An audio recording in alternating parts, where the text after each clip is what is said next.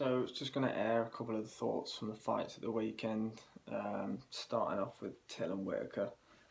Um, really thought going in that Till had a good chance, but did agree with the bookies and had Whittaker as a slight favourite. I just think if Till had more confidence in his work, he would have won the fight quite convincingly. I think the talent's there, but the just confidence isn't. I don't know if Colin or any of the lads around him, MTK, they just need to give him a nudge because he's got the ability to beat anybody at 185. He just personally think he needs to step on the trigger a little bit. And I think now, obviously, after losing to Masvidal, losing to Woodley, got his confidence back in the. I guess the Whittaker fight was a chess match too, but the Kelvin fight was a much bigger chess match. Obviously, Whittaker was 5 and Kelvin was only 3 rounds, but I think in his next fight you probably will see a more gung-ho version of Darren Till, because probably will be a must win. He talks about being in the championship fights and everything, but you need to get on a win streak because there's monsters in that division. Izzy, Costa, obviously Rob's probably going to get the next shot now, so I don't know. The Romero fight for me is not a great matchup stylistically wise for Till.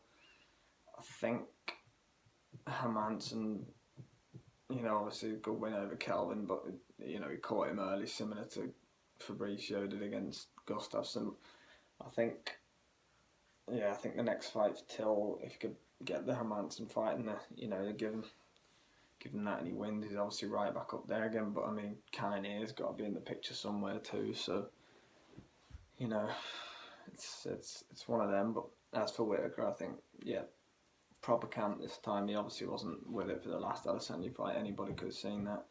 If the Whittaker comes in that form, beat Yoel twice, I think he has a real chance. But Costa Adesanya, I couldn't even predict that fight. That's just, I don't even know. Is that even official yet for 252 or which pay-per-view is it? 252, isn't it? September. But I don't even know if that's official yet. But no, and the fights in the undercard who are against Lil Nog.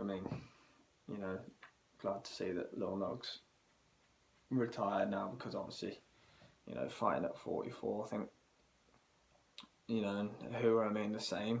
I guess he's still fighting and still winning. He beat the Aussie guy before, forget his name now, it beats me, but obviously lost to Anthony Smith. I can't remember his fight before that. I know the Smith one was fairly recently, wasn't it? And that was a bad knockout. It was in Hamburg, I think, in Germany. And obviously Smith just lost to Teixeira. So, and the one I wanted to talk about a bit more with the Gustafsson fight with Verdum, because obviously Gustafsson just coming up to heavyweight. He had the big height, probably the biggest height fight in the card, apart from Whittaker Till, obviously, and first round, as soon as that hit the deck, the alarm bells were ringing, and everyone thought that heavyweight Gus was going to be an absolute beast. But you get on the floor with Verdum. Not going to say give Gustafsson a free pass because obviously everyone knows Verdum's submission capabilities. Tapped out Fedor and Kane. So, but I think you can. Give him, he needs at least in one more fight because he didn't really get to showcase anything. He got caught early and tapped out by an armbar. So, I hope he does fight again. Obviously, lost to Smith and then lost to Verdum at the weekend. Just so, I think one more and then I guess if he goes on a 3 fight skid, I guess it's probably time to hang him up for Gus. But obviously, the UK guys on the card a bit further down. Obviously, good win for Wood, and then probably the most controversial fight on the whole card was Trinaldo against Jai Herbert. Obviously, Jai, a West Midlands fighter, so you always root for him.